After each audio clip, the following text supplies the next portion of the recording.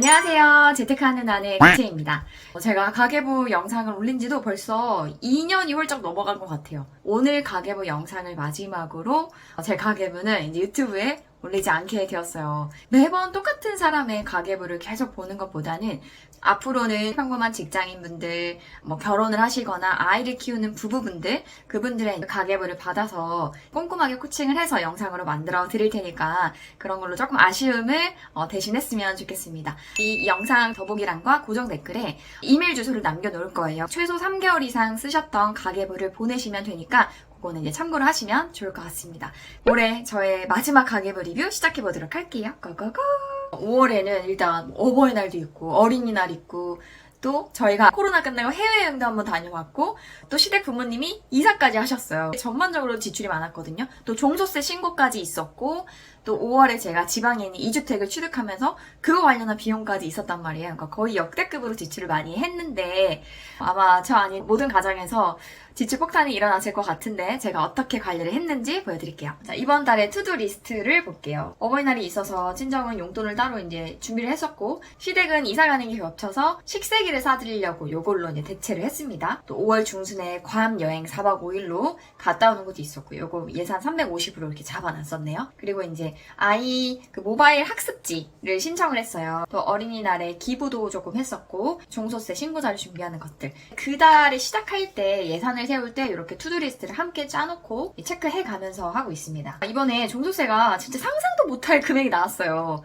몇 배가 오른 수준이 아니었어요. 세무사분이 내년에는 훨씬 많이 나올 것 같다고. 무조건 지금보다 돈을 많이 써야 된다고 하시더라고요. 이렇게 많이 번 만큼 또 많이 쓸 거면 언제 돈을 모아요? 했더니 그럼 세금을 많이 내시면 돼요. 이렇게 얘기를 하시더라고요. 어쨌든 이번 달 그 계획을 세웠던 거는 거의 다 완료를 했고요. 먼저 고정 지출을 가겠습니다. 보통 저희 집에 고정 지출이 약 300만 원 정도 되거든요. 근데 이번 달에 조금 많이 늘어났던 이유는 그 아파트 관리비 체계가 조금 바뀌면서 이번 달에 한 달 반 분량의 관리비가 부과가 됐어요. 저희 집은 아시겠지만 투자 목적으로 어디 부동산에 큰 돈을 깔고 있지 않고 월세 160만 원을 내고 살고 있습니다. 그리고 아이 모바일 학습 비용이 추가가 됐고요. 이 외에 도시가스비, 수리청소, 부부 용돈, 그리고 보험료는 4가지 고정적으로 나가고 있고 통신비, 인터넷 비용, 자기개발 비용에서 남편 운동, 그리고 어린이집 특활비나 그리고 사교육하는 것들, 기타 서비스 등등 해서 이번 달 고정 지출은 315만 원이 나왔습니다. 이제 고정 지출과 변동 지출을 합해서 다시 전반적으로 한번 볼게요. 자, 주거 비용은 예산보다 1% 정도 초과했는데 약 203만 원 정도를 썼습니다. 일단 월세는 160이 나가는데 이번 달에 약 5만 원 정도가 늘었던 게 일시적으로 그 청약 그 계약금을 내면서 부족했던 부분을 마이너스 통장을 몇 천만 원 활용을 했었어요. 그거에 따른 이자가 조금 나와서 그냥 월세에 같이 포함을 해서 이렇게 계산을 했고요. 관리비는 앞서 얘기를 드렸고 도시가스는 이제 날씨가 따뜻해지다 보니까 많이 줄어서 24,000원. 그리고 수리청소비 저희 이모님이 한 달에 한 2번 정도 방문하셔서 대청소를 도와주고 계십니다. 조금 초과했지만 비교적 예산 안에서 썼던 것 같아요. 자, 이번 달 식비는 58만 원입니다. 원래 제가 올해 들어서 이제 물가가 많이 올라가지고 한 달 식비 예산을 한 70만 원 정도로 상향을 했었거든요. 저희는 이제 3인 가구입니다. 예산을 조금 적게 잡은 이유가 있어요. 5월에는 양가 부모님 집을 방문했기 때문에 거의 주말에는 또 집에 없는 경우가 꽤 많았어요. 또 미국에 괌 여행을 갔어요. 그때도 한 5일 정도 집을 비우기 때문에 그만큼 또 식자재 장을 안 보거든요. 외식을 하는 그 횟수가 줄잖아요. 그만큼 식비도 조절을 하는 거죠.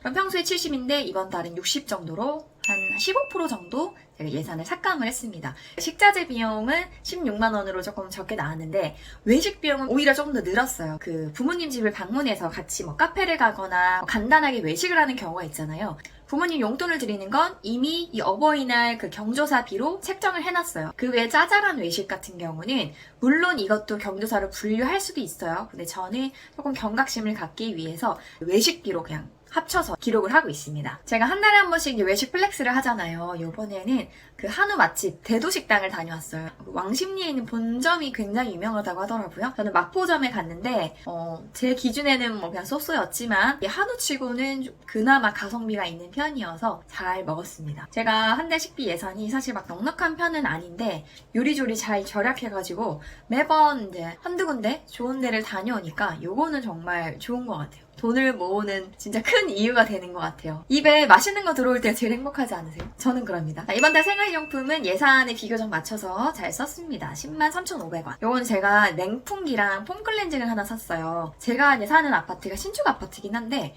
시스템 에어컨이 전혀 안 돼 있는 집이에요. 거실이랑 안방은 저희가 이제 기존에 쓰던 에어컨을 갖고 와서 설치했는데 이 서재방, 작은 방에는 이제 에어컨이 없어서 한여름에 거의 공포스러울 정도로 더워요. 작년에 좀 고생을 해가지고 요번에 그나마 후기가 좋은 상품으로 냉풍기를 샀습니다. 제가 이제 에어컨 없는 아파트에 이제 살면서 깨달은 게 있다면 다음 이사를 갈 때는 전 또 월세를 갈 거니까 무조건 에어컨 없는 집은 절대 보지 않을 생각이에요. 마찬가지로 제가 임대를 놓을 때도 무조건 에어컨을 설치를 할 겁니다. 이 생각으로 올해 분양받은 아파트에도 실거주 계획은 없지만 제가 그 포룸이거든요. 포룸부터 해서 거실까지 전체 다 에어컨을 시스템으로 달아버렸어요. 비용을 한 푼이라도 아끼려는 그 임대인의 마음은 알겠으나 내가 월세를 내놓을 생각이라면 더더욱 옵션을 제대로 갖춰야 된다는 생각이 들더라고요. 돈 몇 푼 아끼려다가 한두 달 공실 나면 그 손해가 더 클 것 같아요. 꾸민비는 조금 많이 초과했죠. 와, 46%를 초과했네. 원래 꾸민비를 한 달에 한 15만원, 20만원 정도 쓰는데 요번에 좀 많이 나갔던 게 제가 1년에 한 번 정도 미용실에서 맘먹고 이제 머리를 하거든요. 펌을 하는데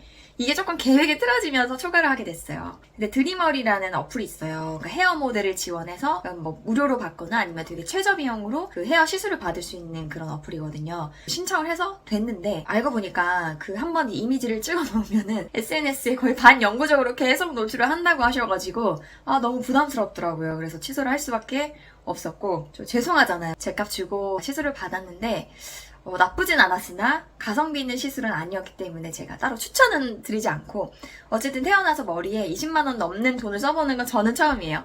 뭐 나름 방송하는 사람인데 너무 인색했나 싶기도 하고 어쨌든 그런 부분 때문에 이번에 금액이 조금 더 많이 나왔고요. 의류 잡화 부분은 그 괌 여행 가기 전에 그 래쉬가드 하나랑 그 아쿠아 슈즈 요런 거 샀던 거 비용이 들어갔습니다. 건강은 4만 원이 들어서 예산 대비 아주 많이 아꼈는데요. 남편이 이제 그 어깨 치료도 받고 있었고 요번에 또 이제 갈비뼈까지 다치면서 병원을 좀 많이 다녔거든요. 병원비가 실제로 꽤 많이 나왔어요.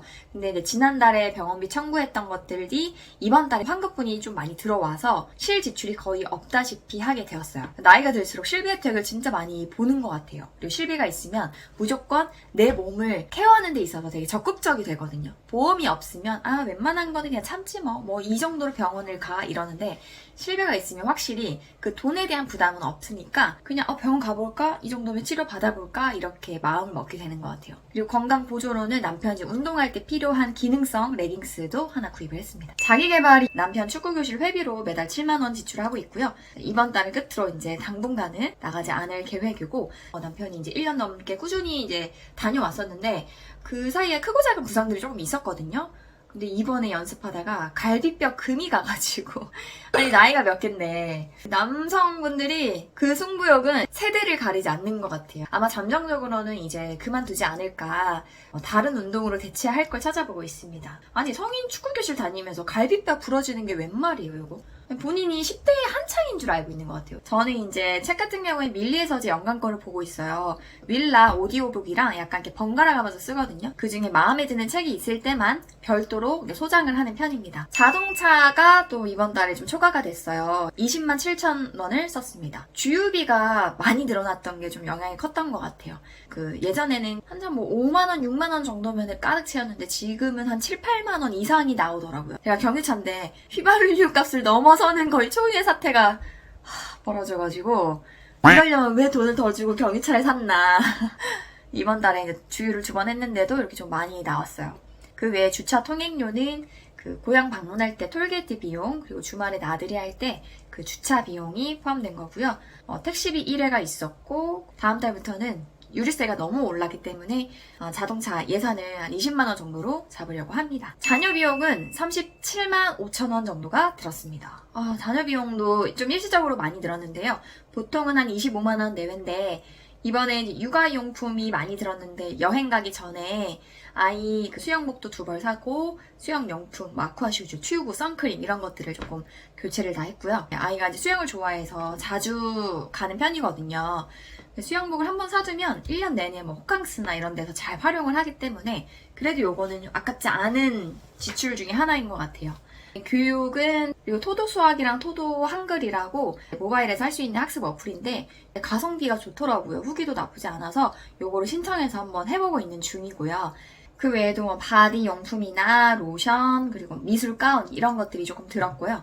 꾸밈 의료비는 여름옷 새로 구입한 것 비용이 들었습니다. 기관 돌봄비는 이제 어린이집 특갈 비용. 요것도 다음 달에는 조금 더 이제 추가가 되더라고요. 갈수록 이제 자녀 비용이 많이 늘어나는 걸 느껴요. 저는 이제 다행히 직장 어린이집이어가지고 사립 유치원처럼 큰 돈이 들어가진 않아요. 특갈비 몇만 원이 전부인데 그러다 보니까 미술이나 체육 같은 거는 하나씩 해주고 싶더라고요. 기존보다 예산은 한 10만 원 정도 늘어날 것 같습니다. 미술 1일 체험을 갔는데 아이가 너무 좋아하는 거예요. 아니 그 쬐깐한 게 5살밖에 안 됐는데도 자기가 다니고 싶은 데를 콕콕 집어가지고 여기 가고 싶다고 이렇게 얘기를 하는 거 보고 벌써부터 무섭다 막 이런 생각이 들더라고요. 저 아이 혼자 키우는데도 이 정도 비용이 드는데 진짜 사립 유치원 보내고 아이 둘이고 사교육만 한두 개 정도 학습지 같은 것도 하는 그런 웬만한 집들은 100만 원이 넘겠구나 라는 생각이 들더라고요. 뭐 소득은 한정적인데 무조건적으로 다 해줄 수는 없잖아요. 그러면 다른 부분에서 줄이던지 합의를 보던지 뭔가가 필요할 것 같아요. 반려동물은 6만 원 썼습니다. 이것도 10,000원 초과가 됐는데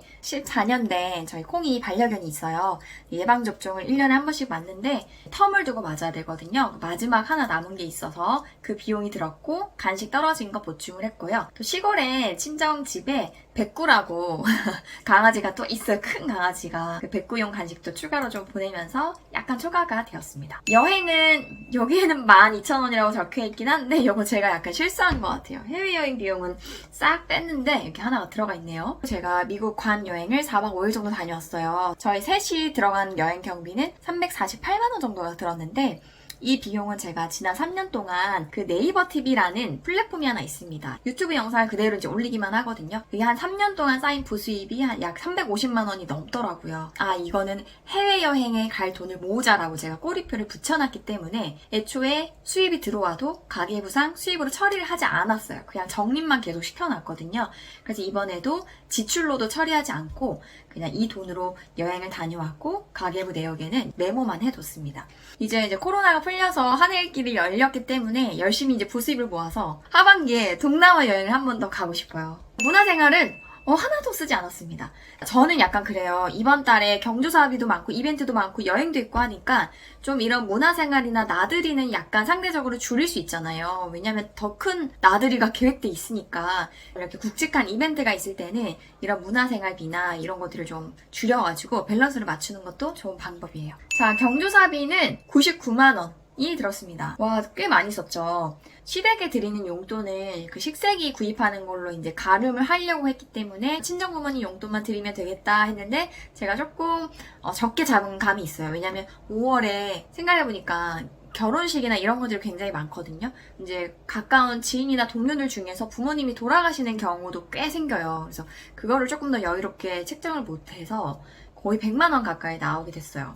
가장 큰 변수는 가까운 친인척 분이 이제 장례가 있었어요. 더 성의껏 넣다 보니 이게 좀 초과가 됐고요. 갑작스러운 장례 같은 경우에는 미리 대비가 어려워요. 원래는 경조사비에 플러스 알파로 한 15만 원 정도를 책정을 해 놓는데 이게 어떤 달에는 좀 많이 초과되는 달도 있고 오히려 안 쓰는 달도 있어서 약간 변동이 있는 편입니다. 용돈은 44만 원 항상 똑같고요. 저는 집에서 일을 하는 사람이라서 딱히 용돈이 많이 필요치가 않습니다. 인터뷰를 하거나 제 사업 관련된 그런 지출은 사업자 카드로 경비 처리를 하기 때문에 사실 이 정도 수준으로 계속 유지를 하고 있습니다. 보험료도 매달 똑같고요. 남편 종합보험이 있고 제 거는 종합보험 하나, 실비 하나, 아이는 그 어린이 보험 하나 이렇게 있는데 어린이 보험 가입할 때 종합이 있고 실비가 있어요. 우리가 이걸 묶어서 보통 가입을 하거든요. 근데 종합은 그대로인데 이 실비 부분이 점점 이 비용이 줄어들어요. 왜냐면 아이가 태어났을 때 가장 위험이 크고 한 초등학교 됐을 때까지는 이게 계속 비용이 줄어들거든요. 처음에는 한 7만 원대였던 것 같은데 지금은 5만 원대로 이제 안착이 되었습니다. 통신비는 7만 3천 원 정도가 나왔는데요. 지난 4월에 제 생일이었고 남편이 이제 핸드폰을 선물을 해줬거든요. 원래는 저는 이제 공기계를 사서 써요, 중고. 남편이 사주고 싶다고 해서 샀는데 그 사는 과정에서 몇 가지 서비스 몇 개월 이용해야 되고 이런 것들 있잖아요. 사실 저는 그게 싫어서 그렇게 새 걸 안 사는 건데 남편한테 선물을 이제 받는 입장이라서 잔소리가 될까봐 그냥 그거는 눈 감아주는 걸로. 그래서 아마 여름까지는 조금 더 평소보다 많이 나올 것 같아요. 서비스들이 다 끝나고 나면 원래 요금제로 제 핸드폰 비용만 한 35,000원대로 될 것 같습니다. 인터넷 비용은 제가 이제 TV를 안 봐요. 케이블 TV 연결이 없기 때문에 순수하게 인터넷 비용만 쓰는 비용입니다. 기타는 63,000원 정도가 나왔습니다. 세금은 주민세였고 서비스 비용이 뭐냐면 제가 부동산 투자를 요번에 이제 하면서 세금 문제로 그 세무서 온라인 상담 서비스를 이용을 했거든요. 저는 네이버 엑스퍼트라는 사이트를 이용했는데 지식인의 업그레이드된 서비스?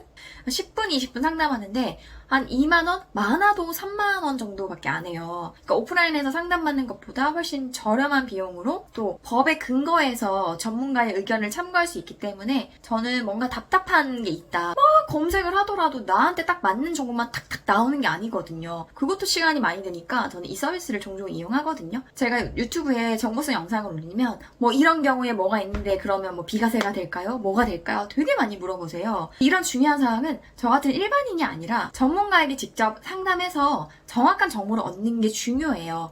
물론 저의 어떤 그 동영상 정보를 보면서 기본적인 대략적인 지식을 얻는 거지 한 단계 나아가서 나의 어떤 가게 상황이나 돈에 따라서 어떤 식으로 해야 뭐 세금이 더 싸질까 어떻게 유리할까는 제가 어떻게 답을 드릴 수 있는 부분이 아니거든요. 누군가에게는 일생일대의 선택일 수도 있고 전 재산을 투자하는 경우도 있잖아요. 카더라 통신이나 뭔가 출처가 명확하지 않은 그런 정보보다는 실제로 그 상담을 받아보시는 거를 더 추천드려요. 투자 의사결정에 관한 거라면 크게 돈을 아끼지 않으셨으면 좋겠어요. 제가 이번 달에 그 예산 세워놨던 돈이 515만 원이었습니다. 근데 실제로는 579만 원을 썼기 때문에 64만 원 정도가 초과가 됐어요. 올해 들어서 예산 대비 초과했던 거는 처음이었던 것 같아요. 반성할 점을 보니까 일단은 경조사비에서 약 50만 원 정도가 초과됐기 때문에 이게 가장 컸었고 꾸민 비용이라든지 자녀 비용이 조금 예산 대비 초과를 해서 이번 달에는 맞춰서 살지를 못했네요. 자, 5월 생활비는 총 579만 원을 썼고요.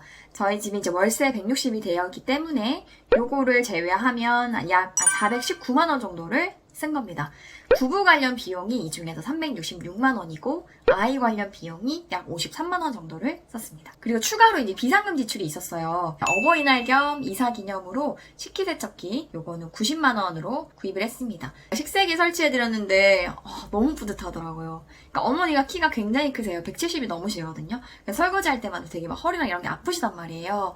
근데 저희 어머니가 며느리한테 딱히 뭐 요리나 설거지를 시키지 않으세요. 정말 지금 사람이 많아가지고 이렇게 조금 일손이 필요할 때가 아니라면 설거지는 저는 뭐 해본 적이 거의 없을 정도예요. 감사하긴 한데 너무 늘 마음이 불편한 거예요. 그거 알죠? 앉아있는데 앉아있는 것 같지가 않아. 처음에 막 그런 거 필요 없다고 하셨거든요. 그러니까 부모님은 필요 없다고 하시는 거는 그냥 무시하시고 들으시면 돼요. 어쨌든 이것도 보람이 있었던 지출이었습니다. 기부는 제가 이제 기부를 하는 영화원이 있는데 부모가 없는 아이들에게는 어린이날이 유일하게 놀이공원이라던가 아니 키즈 카페라던가 그러니까 평소에는 잘 못 가는 곳들이에요. 그리고 제가 어린이날에 이제 아이들 선물 한 10가지 정도를 이제 보내드렸는데 그거를 다 합해도 제가 한 31만 원 정도밖에 안 나오더라고요. 그래서 기부라는 게 되게 뭐 큰 금액을 여력이 있으면 막 하는 것도 당연히 좋지만 이렇게 어떤 이벤트가 있을 때 소액으로도 도울 수 있다는 게 굉장히 뿌듯했던 것 같아요. 나는 아이랑 어디 데려가지? 어디 좋은 데 가가지고 뭘 먹이지? 어떤 걸 경험하게 하지? 이런 생각했는데 누군가에게는 그냥 어린이날이라는 이 자체가 1년 중에 정말 기다려지는 하루구나 라는 생각이 들어가지고 아이랑은 그냥 동물원에 갔고 나머지 아이에게 쓸 거 다 여기 이제 기부를 했는데 너무너무 뿌듯했습니다. 사실 이 비상금까지 다 합하면 이번 달에 실제로는 뭐 제가 한 약 700만 원 정도 쓴 게 아닐까 싶어요. 그렇지만 돌아봤을 때 저의 뭐 꾸민비, 미용실 간 거 빼고는 크게 뭔가 과소비했다, 너무 과했다 이런 부분이 많이 없어가지고 다음 달에는 조금 더 예산을 좀 넉넉하게 잡아보려고요. 자, 이걸로 저의 유튜브 마지막 가게부 리뷰 영상을 마무리하게 되었습니다. 아쉽기도 하고 한편으로는 좀 홀가분하기도 하고 그래요. 제가 맨날 욕을 그렇게 먹으면서도 가계부를 꾸준히 올렸고 악플 달릴 때마다 그중에 몇 분은 꼭 거기에 대댓글을 저 대신 남겨주셔가지고 저의 무슨 친한 친구처럼 그렇게 막 옹호해 주시기도 하고 항상 너무 감사했어요. 사실 제가 이제 소득이 많이 이제 높아지다 보니까 분명히 현타가 오는 지점이 있어요. 나랑 이미 소득이 이렇게 많이 차이 나는데 저 사람의 어떤 가계부를 보면서 내가 배울 게 있을까라는 그런 것도 저도 이제 이해를 하거든요. 근데 그 안에서도 조금이라도 뭔가를 배울 점을 찾고 이런 분들이 굉장히 많으셨어요. 그래서 항상 감사드렸고, 제가 유튜브에는 이제 올리지 않지만 궁금하신 분들은 인스타 블로그에 오셔가지고 보시면 될 것 같고요. 솔직히 이번에 이제 종소세 폭탄을 맞으면서 제가 이제 그동안 지켜왔던 신념들이 약간 흔들리는 거를 느꼈어요. 그전에는 뭔가 성실하게 저축하고 아끼면 이게 시드가 뭔가 나의 자산을 불려주는 되게 키가 된다고 생각을 했었는데, 여러 가지 이제 개인 사업들을 나름 하고 있다 보니까 1인 기업가로서의 어떤 지출이나 이 돈 관리가 되게 다르더라고요. 사업을 하는 영역에서는 일정 이상 금액을 써야 오히려 이게 이득이 되는 부분들이 분명히 있거든요. 그러다 보니까 어떤 가치관에서 많이 충돌이 일어났었고, 혼란스러운 마음도 있었고, 또 막 지출을 그렇다고 늘리자니 스스로 좀 용납이 안 되고, 내 가계부를 보는 사람들이 이게 뭐야, 이렇게 쓸 거 다 쓰면 이게 맞나?